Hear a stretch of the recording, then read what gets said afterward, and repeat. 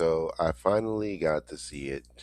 Sam Raimi's return to horror after it's been like what 15, 16 years. I mean, I think his last horror movie was Drag Me to Hell back in like 2009 or something like that. And the thing about this movie is I don't really think it's a horror film, or at least it didn't feel like one. I'd say it's more like a adventure thriller type thing with some horror elements.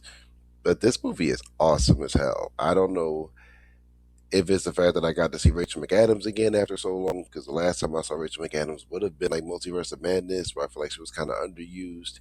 But here, she got to go full fledged awesome. Rachel McAdams is probably the funnest thing to watch in this movie. Matter of fact, no, she is absolutely the funnest thing to watch in this movie. I mean, Dylan O'Brien's also really good. Like, don't get it fucked up. But like Rachel McAdams is like so goaded on like so many different levels. And I gotta give Sam Raimi credit. There wasn't a lot of like the traditional Sam Raimi tropes, like the circle shots or the eye close in or anything like that. But it just was kind of played straight up. But it was also a little bit of a comedy, so it was like a horror comedy that they labeled it. Even though I think it's more of an adventure thriller comedy, it was like Castaway and Misery kind of like became this movie together. And long story short, it's just awesome. It is just such an interesting time. I know they actually filmed somewhere, I believe in Australia, so there was some on location filming, which gave it a more natural feeling. The actors had something to act off of. The environment kind of created the tone. It was all good, and it was all good. Now, I do think that there was some green screen or some like CGI in certain areas where I was kind of like, it's a little noticeable, but what can you do? For the most part, it looks really good. There is some incredible violence, which I am so happy about. I, that sounds crazy, but I do really like some really good violence every now and then, especially if we're going to get a movie like this.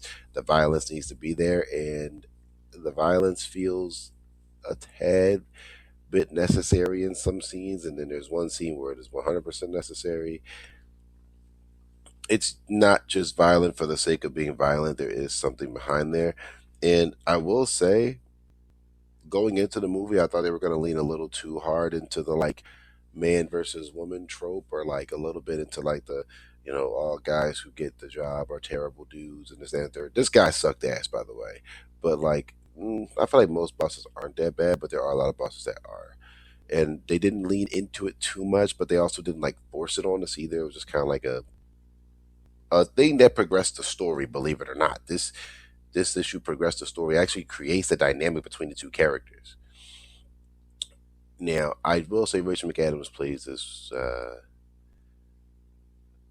very off-putting, shy, very jittery character that kind of creates the uncomfortability, which I really didn't realize how good Rachel McAdams was at that. She's really good at that. Like I was like, yo, she's very believably uncomfortable and very believably awkward and very believably cannot read the room to save her fucking life. She's very good at all of these things in one scene, in one moment. And she's Rachel McAdams. As you can tell, I love Rachel McAdams. But the guy, Dylan O'Brien, the guy from Teen Wolf, even though I've never actually seen him in anything, he's really good too. He's really good at being an asshole. He's also really good at being believably kind of turned over a little bit. Like he starts off really terrible, but kind of starts to see, man, maybe I do suck. But he's also really good at playing the spoiled rich twit. All I guess they both play off of each other extremely well. Now, the other thing I want to say is how they define the characters and giving them moments. Like there's the scene that I think is the best scene where they're by the fire and they're talking about stuff and like their backstories and everything.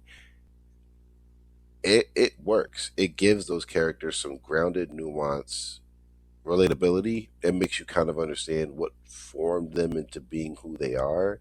Now, I'm not gonna break the twist because the twist is honestly kind of awesome, and I think it just kind of made sense now that you see, like when you watch the whole movie, you're kind of like, you know what, this makes so much sense now. This makes so much sense.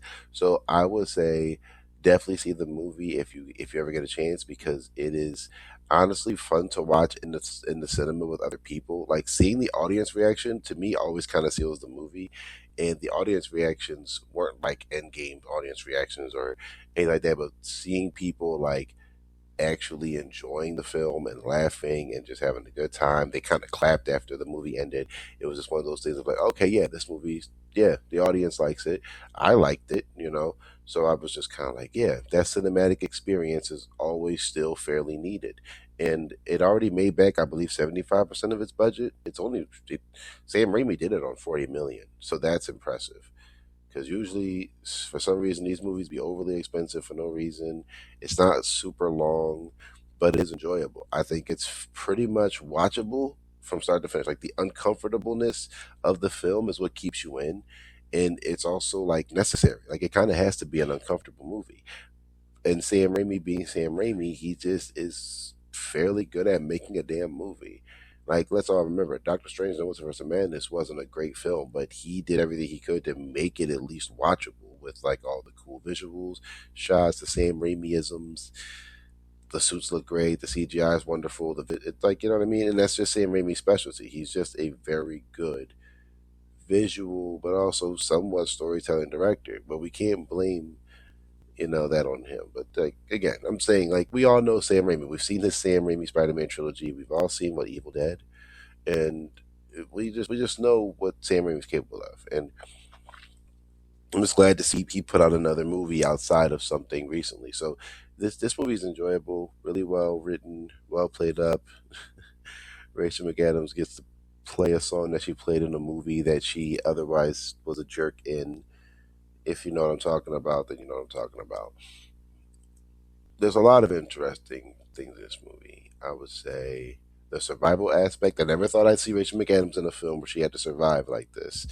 Number two, I did not think she was so good at being that very uncomfortable person that can't read the room. And three, I didn't think that this movie was going to be this good. But I gotta say, I really liked it. So I gotta say, like 8 out of 10, 8.5 out of 10, because it's actually really good.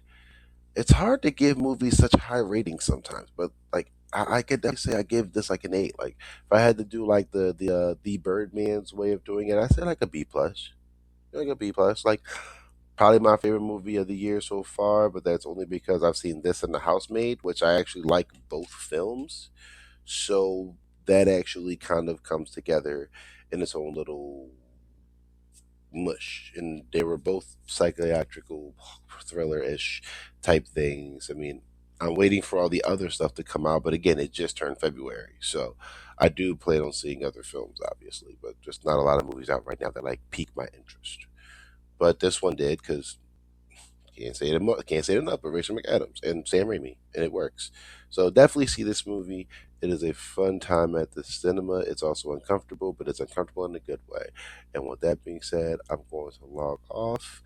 I hope you guys liked this video. If you did, leave a comment. Even if you didn't leave a comment, like and subscribe for more. And I'll see y'all on the next